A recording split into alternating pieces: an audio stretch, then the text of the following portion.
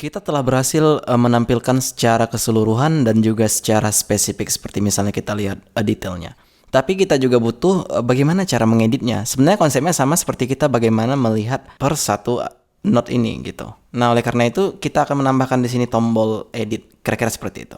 Buka text editor Anda dan kita akan lihat pada resources JS component atau view, sorry. Di sini kita mempunyai create show table, tapi kita tidak belum mempunyai edit. Nah, oleh karena itu silakan buat new file di sini edit.view dan saya akan buat di sini root baru. Tepat pada index.js saya akan include di sini import edit node from views nodes edit, kan gitu. Nah, selanjutnya kita akan masukkan dia ke dalam sini. Sama seperti kita melakukan yang ada di sini, hanya saja bedanya kita di sini beda path-nya beda gitu. Nah, di sini kita path-nya tuh cuman antara nodes dan Slack, ya kan? Tapi di sini kita beda. Kita akan lakukan di sini tambahi parameter itu. Bukan parameter tapi yang jelasnya URL kita buat edit, oke? Nah, di sini kita buat edit node.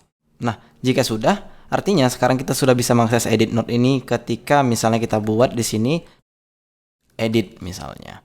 Nah, selanjutnya kita akan masuk ke table.view. Di sini kita akan buat satu lagi untuk actionnya. Seperti misalnya edit, nantinya kita akan buat untuk delete juga. Ya, mungkin kita nanti akan belajar tentang Swidler ya. Mudah-mudahan nanti sempat. Dan saya akan buat di sini router link. Oh, sorry, nggak bisa di tab ya. Oke ya. Kita akan masukkan dulu di sini seperti itu. Oke. Dan pastinya sebenarnya kita sama, konsepnya sama yang apa kita lakukan di sini, hanya saja bedanya jika tadi di index kita buat not show dan di sini akan kita buat not edit. Nah, ini belum kita ganti, maka ganti sekarang. Sorry, saya lupa tadi. Coba dulu itu kita akan copy biar supaya cepat ya, bukan karena biar supaya apa-apa. Kita copy, kita paste di sini. Dan di sini kita ganti edit dan tetap aja ini ya sama. Oke. Selanjutnya, ketika ini sudah, maka ketika kita refresh di browser harusnya ada di sini edit, tapi belum ada. Coba kita tambahkan dulu di sini edit, ya, kira-kira seperti itu. Kita refresh, maka di sini edit. Oh ya, saya lupa mengingatkan kepada Anda, pastikan Anda run for changes, ya, Yarn Watch atau npm watch. Nah, jika sudah, sekarang jika saya ketik edit, maka di sini akan muncul edit dan Slack-nya juga sudah bermain di sini. Nah, ketika Anda ingin memastikan bahwa dia sudah masuk, itu tinggal montir aja. Coba Command Shift I untuk menampilkan semuanya. Jangan hapus dulu nih biar supaya, karena nggak penting juga pesannya itu. Coba kita lihat pada edit. Di sini kita akan buat, coba hapus dulu stylenya. Di sini kita buat mounted log this route. Di sini kita buat params not Slack. Apakah sudah ada Slack atau tidak? Nah, jika Anda lihat di sini itaset pugit apalah itu, yang penting sudah terselect kan gitu. Coba kita tes yang lain.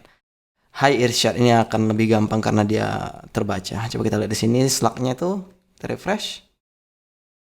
Oh ya, Slack-nya tuh beda sama namanya. Coba kita lihat di database apa yang kita lakukan. Hi Irsyad, ya coba kita buat sini Hi Irsyad. Kita refresh, dia tetap bisa karena kita belum berbicara di sini yang namanya for i4 page. Nanti kita akan bahas tentang bagaimana ketika misalnya datanya tidak ada. Oke. Nah, di sini kita akan edit coba Hi Irsyad tadi kembali. Maka di sini sudah Hi Irsyad node-nya, dan di sini jika Anda lihat dia sudah Hi Irsyad. Alright. Dan sekarang kita akan belajar cara mengupdate-nya kan gitu. Nah, sebelum itu kita akan pastikan bahwa kita sudah mempunyai endpoint-nya. Coba kita lihat pada api.php pada roots di web. Di sini kita mempunyai show dan kita belum mempunyai edit untuk endpoint-nya. Coba kita copy dan kita paste di sini. Coba untuk namanya ini kita nggak perlu ya untuk edit, tapi show kita butuh karena kita ingin memanggilnya nanti pada node resource. Oke. Nah, di sini tambahkan patch. Nah, di sini kita buat edit. Ya, di sini kita buat update. Oke, jika sudah, sekarang kita akan pergi ke node controller. Nah, di sini kita akan tambahkan yang namanya update method karena kita belum mempunyainya terus terang kan gitu. Update. Nah, di sini kita buat serious pula. Node kan gitu. Nah, di sini coba kita return node. Nah, sekarang bagaimana cara kita menampilkan ini kan gitu. Sekarang coba pergi ke edit.view. Karena kita sudah membuat endpoint-nya di sini root-nya, berarti kita sudah bisa aksesnya di sini kan gitu. Nah, oleh karena itu di sini kita akan buat bagaimana jika kita copy dari create.view, karena hampir sama yang ingin kita lakukan ini kan gitu. Nah, oleh karena itu coba copy semuanya dan paste ke sini, atau nanti kita masukkan ke dalam komponen, karena apa yang kita lakukan ini is the same thing, ya, tidak ada bedanya. Cuman bedanya actionnya dan beberapa perubahan yang mungkin kita lakukan pada subjek seperti ini, ya. Di sini kita pakai vModel. Kali ini kita tidak akan menggunakan vModel karena kita ingin memakai yang namanya selected. Setiap kita memakai vModel, maka selected akan dihiraukan. Oke? Dan itu harus Anda ingat, ya. Ketika Anda menggunakan vModel, selected akan di-disable oleh view. Ketika Anda ingin tahu di mana keterangan itu semua, apa yang di-disable oleh view, jika kita pakai model, Anda bisa lihat langsung di vue.js.org atau website officialnya. Oke? Nah, di sini kita akan melanjutkannya. Kita tidak butuh ini, yang kita butuhkan hanya form dengan empty object. Oke? Karena nanti kita tidak ingin merombak lagi apa yang ada pada form yang ini, kan gitu. Nah, oleh karena itu, yang pertama saya ingin hapus dulu yang ada di sini, ya. Karena kita tidak membutuhkan itu. Tapi kita butuh yang namanya apa, yaitu change. Nah, jika kita lihat, ketika kita ingin ngedit apapun yang ingin kita edit, kita harus mendapatkan datanya. Betul nggak? Kan gitu.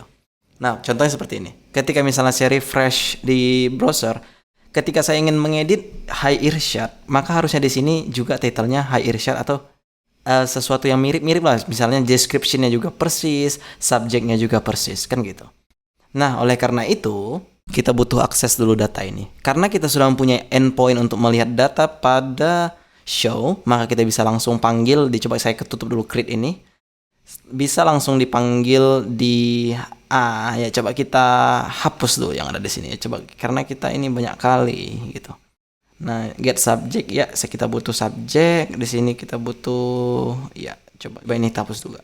Di sini kita butuh this, bukan this tapi async get not. Kan gitu. Mungkin Anda bertanya, kita ngambil mengeksekusi slug-nya dari mana? Ya, itu tadi yang dari not slug yang kita buat tadi pada index.js. Jika Anda tidak ingat, ya, di sini ada kita buat tadi not slug. Nah, ini yang kita ambil.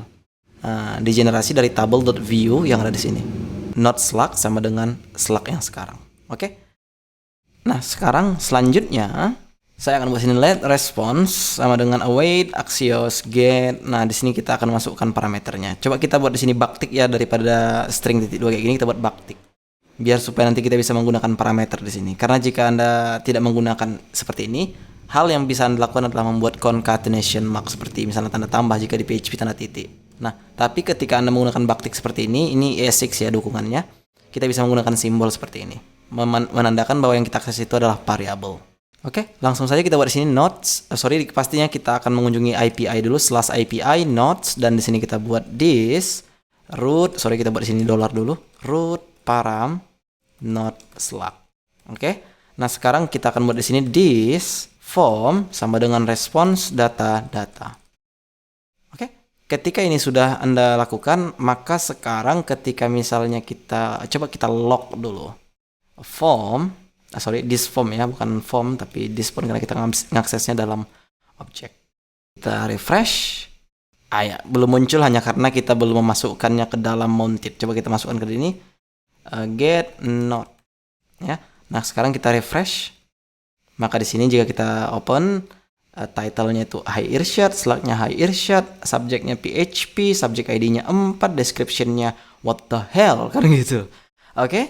Ketika sudah, maka kita sudah sukses untuk menampilkan datanya, dan jika kita lihat, ya mereka juga sudah tampil di sini. Tanpa kita mengotak-atik yang ada di sini, ya sudah tampil. Hanya saja di sini ada yang harus kita ganti. Seperti yang saya bilang tadi, vModel sudah saya hapus di sini.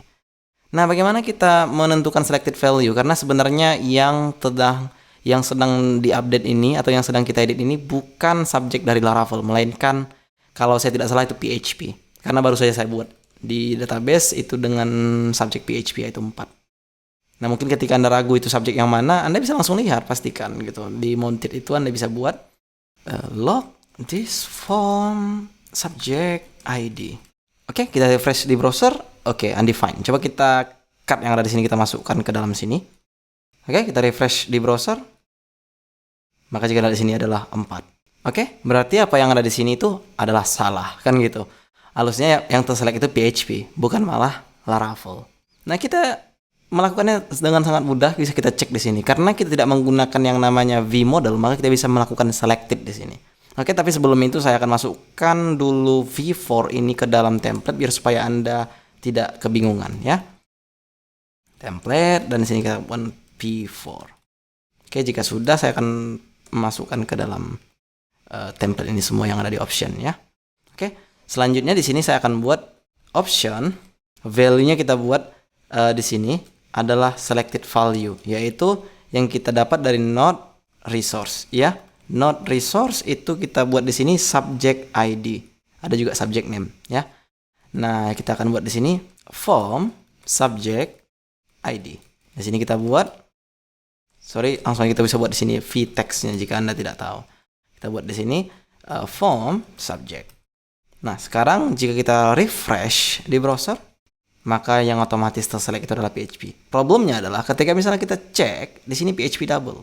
Jadi apapun nanti misalnya yang Anda pilih di table, misalnya React.js misalnya kita edit. Nah, di sini pasti React-nya menjadi 2. Kenapa? Ya, masuk akal karena di sini kita select dia yang bawaan dari si node, kan gitu. Nah, di sini kita ulang dia.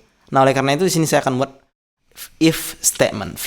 If, jika Anda tidak tahu di view itu membuat if itu sangat mudah sekali seperti ini gitu. Atau juga mungkin Anda sudah tahu ya, tapi bagi yang belum tahu, ya beginilah caranya. Sangat mudah sekali. Form subject ID tidak sama, kita buat di sini dulu tanda seru karena tidak sama itu kita buat seperti itu. Subject ID kita ambil variabel yang ada di sini. Kita samakan apakah dia sama atau tidak dengan not subject ID. Nah, kayak gini caranya. Ketika misalnya tidak sama, maka tampilkan. Jika sama, hilangkan dia, gitu kira-kira. Masuk akal ya? Kalau nggak masuk akal ini nggak bakal berhasil, atau mungkin nggak bakal masuk kotak kalau nggak masuk akal gitu. Karena gini loh. Ketika misalnya kita belajar sesuatu, kalau nggak make sense itu nggak enak kali rasanya gitu. Makanya kok bisa apa yang saya jelaskan ini masuk akal ya. Karena di sini logikanya ketika misalnya form subject not subject ID tidak sama dengan subject ID, maka aku akan tampilkan semua ini. Oke? Simple kan? Nah, coba kita refresh di browser. Kita lihat.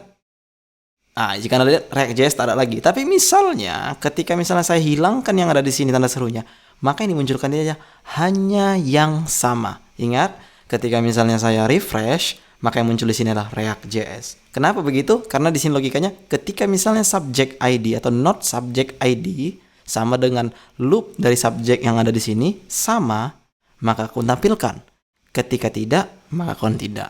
Tapi saya ingin menampilkan yang tidak termasuk atau tidak sama dengan not subject ID. Maka kita buat di sini not.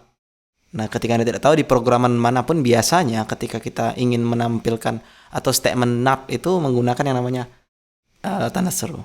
Oke? Nah, kita refresh kembali. That's why we do it. Oke? Sekarang coba kita pilih yang lain dulu. Apa disable ini ya? Nggak penting soalnya. Tapi kita lihat terus. Coba kita lihat pada navigation disable. Ya, kita hilangkan aja lah. Nggak penting. Oke? Kita PHP. Maka yang terselect PHP. Alright, that's great. Lanjut, kita akan mengambil value dari selected subject.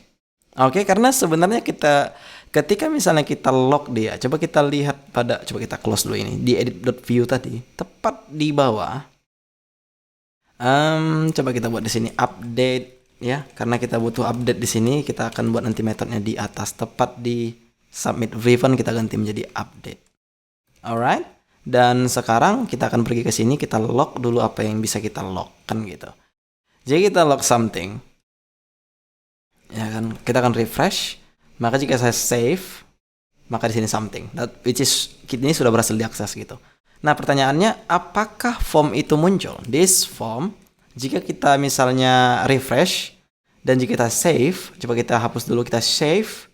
Di sini ada titelnya Hi Irsyad, betul sekali. Tapi seandainya ini saya rubah, contohnya Hi Irsyad menjadi Hi penonton. Nah, sekarang kita save. Di sini akan mengganti titelnya jadi Hi penonton, which is yang kita mau. Masalahnya apa? Jika kita lihat pada subject, ini tetap PHP. Walaupun seandainya kita ganti PHP menjadi React.js. Coba kita save. Oke, di sini Hi penonton, which is cool, itu yang kita harapkan, tapi subjeknya tetap PHP. Padahal kita sudah merubahnya menjadi React.js. Nah, oleh karena itu kita butuh yang namanya event on change, ya. Nah, jika Anda menggunakan view, enaknya kita nggak perlu lagi membuat on chain something apa segala macam. Nah, dengan menggunakan dengan add simbol aja sudah bisa gitu. Coba saya buat di sini add chain selected. Nah, selected ini akan mengharapkan kita buat objek. Coba kita buat dulu. Coba di sini kita buat selected ya. Selected kita ganti selected subject ya. Tidak jadi selected aja, selected subject kita buat di sini. Nah, di sini kita definisikan dulu selected. Kan gitu. Kita buat dulu sini empty string dan kita akan akses change-nya itu dalam method ya. Di sini kita buat selected subject. Kita buat di sini log A, maka kita buat sini E. Nah, sekarang jika kita refresh, sebelum kita refresh, kita lihat dulu sini error, kita harus membuat koma di sini. Oke, jika sudah kita refresh, maka jika saya pilih salah satu, langsung diadakan event yang muncul di sini. Nah, tapi yang kita butuhkan itu bukan semua ini gitu. Kita hanya butuh value dari selected. Ya kan, oleh karena itu kita buat di sini i target value.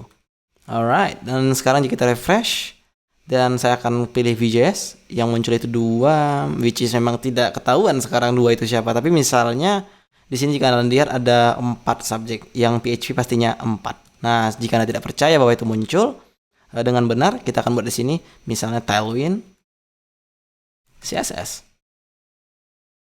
Ya. Nah, di sini pastinya otomatis ID-nya 5.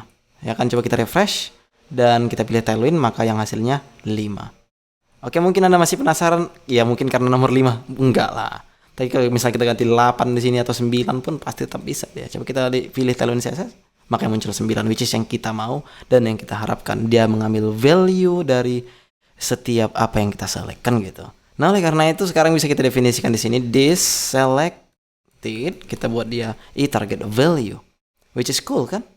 Alright. Dan kita bisa mendefinisikannya sekarang. Jika sekarang kita refresh di browser, kita save, kita hapus dulu ini, kita save, maka jika kita lihat subjeknya itu masih PHP, betul. Tapi ketika misalnya kita ganti Vue.js, kita save, maka subjeknya tetap PHP. Why? Kan gitu. Itu terjadinya karena kita belum merubah atau mengassign value ke dalam value form ini, object form ini gitu. Nah, oleh karena itu biasanya ketika kita ingin memasukkan 1 atau 2 gitu ke dalam array, banyak tekniknya. Tapi yang paling karena kita ingin 1 di sini, kita akan menggunakan sistem array di sini. Nah, oleh karena itu sini saya akan buat this form, kita buat di sini subject equals to selected. Nah, selected ini isinya sudah diganti karena kita sudah select, karena kita sudah eventnya sudah kita jalankan gitu. Tetapi ketika misalnya eventnya tidak dijalankan, maka ini akan tetap error. Nah, oleh karena itu di sini kita akan buat function. Ketika misalnya ada selected, maka oke. Ketika misalnya tidak ada, maka kita buat di sini this form subject ID. Oke, tapi aku nggak tahu kalau ini bisa digunakan atau tidak di JavaScript. Coba kita refresh di browser, kita save. Nah, kan tidak bisa. The selected is not defined. Oke, sorry, di sini saya buat selected, harusnya this selected. Oke. Coba kita lakukan sekali lagi. Save, maka yang muncul subject no, kan tidak ada yang muncul di sini karena emang tidak ada yang dapatnya dari sini. Nah, oleh karena itu di sini kita buat or ya. Or this form subject ID gitu dia kira-kira gitu. Kalau di PHP kan bisa kalau misalnya ada ini masukkan dengan menggunakan seperti ini. Tapi kalau di JavaScript dia pakai or aja. Oke? Itu double pipeline itu bisa dibilang or itu kalau di bahasa umum kenapa bisa PHP, JavaScript juga itu or. Kita pilih misalnya React.js yang muncul, harusnya sudah 3. Kita pilih, yang kita ingat aja, kita tadi buat Tailwind ini 9 ya, harusnya yang muncul itu malah 9, nanti nggak muncul pula 9, bahaya gitu kan. Alright, this is what we want man, oke, udah jalan berarti. Nah, oleh karena itu di sini sangat mudah kita untuk melakukannya. Kita mempunyai API dengan root edit dengan metode patch pada nodes prefix. Oke. Step selanjutnya adalah mengupdate-nya. Let response, wait, Axios, pause. Di sini kita pakai backtick lagi biar supaya misalnya dapat apa yang kita inginkan nantinya dengan menggunakan $ saja. Kita buat di sini seperti layaknya kita lakukan di sini, ya. Kita copy aja lah biar cepat, biar capek ngetiknya. Nah, di sini kita buat edit. Nah, di sini kita masukkan parameternya. Ketika kita ingin ngepost sesuatu, pastinya kita butuh parameter dengan kita buat di sini this form. Karena kita ingin akses yang ada di sini. Tapi ini error ya. Coba kita lihat. Oh iya, apa ini? Alright. Nah, sekarang jika kita misalnya if response status 200 sama dengan 200, maka saya akan log response data. Harusnya ketika misalnya kita respon datanya, ini akan belum berhasil. Karena tadinya jika kita lihat pada node controller, di sini kita return node. Tapi apakah sudah jalan apa belum? Ini kita ingin pastikan. Kita save. Ya, jika kita lihat di sini 405 method not allow, kan gitu. Coba kita lihat apa yang kita lakukan pada edit.view. Kita buat di sini post, harusnya kita buat patch. Alright, kita tes lagi. Save. Sudah jalan ya.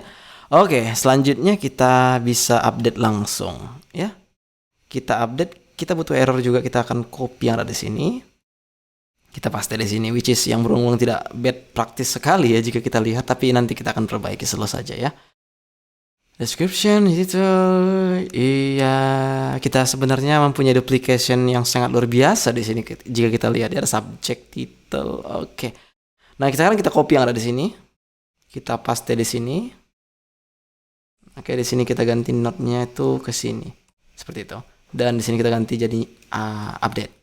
Slack-nya sepertinya tidak harus kita update ketika kita ingin ngupdate-nya ya. Tetapi itu pilihan. Ketika kita bicara tentang artikel, ketika misalnya Anda update sesuatu tapi Slack-nya Anda update juga, itu akan meribetkan penonton Anda. Dan sudah search artikel A, B, C ke penonton di sosial media, tiba-tiba nanti Anda update artikelnya jadi BCD, tiba-tiba Slack-nya juga BCD, maka not found link-nya dan Anda rugi. Maka oleh karena itu biasanya bad practice ya membuat Slack ini available pas update. Harusnya nggak usah disable aja pas update. Itu hanya saran sih ya. Kalau Anda nggak mau ya mau apa-apa juga. Oke, respon kita akan masukkan ke dalam sini karena kita butuh menampilkannya nanti. Your node was created and this time your node is updated. Alright. Sekarang kita akan ke .view lagi. Kita akan pada create.view karena kita butuh di sini toast-nya ya. Saya tidak ingat formatnya karena juga saya baru mencobanya. Kita copy, kita paste di sini. Oke, response data message. Alright, jika sudah sekarang kita refresh di browser. Hai Irsyad, hai penonton. Di sini kita ganti subjeknya menjadi React.js. What the hell? What the heck? Kita save. Kita mendapatkan error 500, which is what is that? Coba kita lihat pada network HR. Di sini ada edit. Coba undefined variable subject. What the hell? Coba kita lihat apa yang kita lakukan pada node controller. Subject. Oke, kita harus copy yang ada di sini ya, biar supaya subjeknya valid kan gitu. Sekarang kita refresh kembali karena kita sudah memperbaikinya.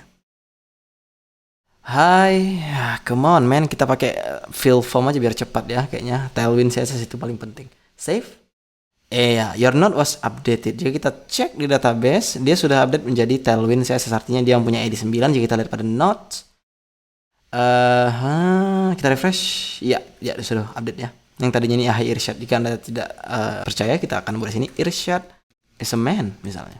Kita save, kita refresh di browser, maka di sini sudah ganti Irsyad is a man. Alright, selanjutnya kita akan redirect dia. Ketika misalnya update sudah selesai, maka kita redirect dia ke dalam tabel. Coba kita lihat dulu apanya tabelnya. Coba table.view.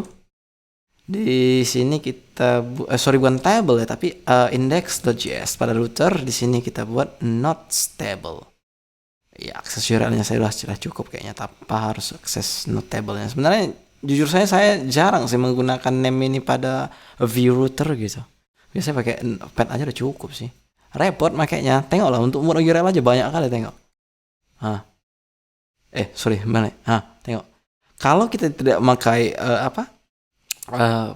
name root ini kan tinggal definisikan URL-nya dan masukkan not Slack-nya. Apa susahnya kan gitu. Cuman itu hanya pilihan bagi Anda. Alright.